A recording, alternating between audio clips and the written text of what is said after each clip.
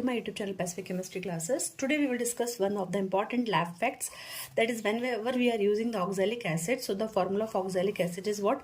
C2O4H2, and in this condition we count their molecular weight. So it will be our 12 of carbon, oxygen is our 16 plus 1, same here 12, 16 and 1, so it will be 90.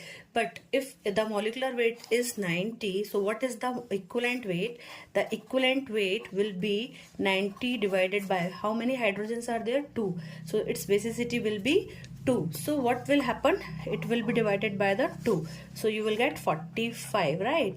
Now we will see this oxalic acid is having the oxalic acid in the 2H2O hydrated. तो यहाँ पे क्या हो जाएगा? Molecular weight कितना हो जाएगा?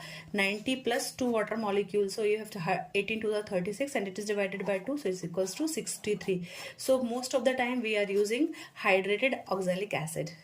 To my YouTube channel Pacific Chemistry Classes. Today we will discuss one of the important lab facts, that is whenever we are using the oxalic acid. So the formula of oxalic acid is what?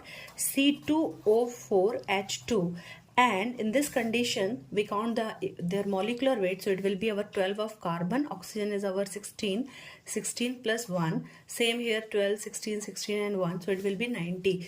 But if the molecular weight is 90, so what is the equivalent weight?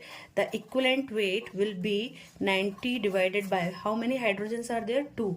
So its basicity will be 2. So what will happen? It will be divided by the 2. So you will get 45, right? Now we will see this oxalic acid is having the oxalic acid in the 2H2O hydrated. तो यहाँ पे क्या हो जाएगा? Molecular weight कितना हो जाएगा?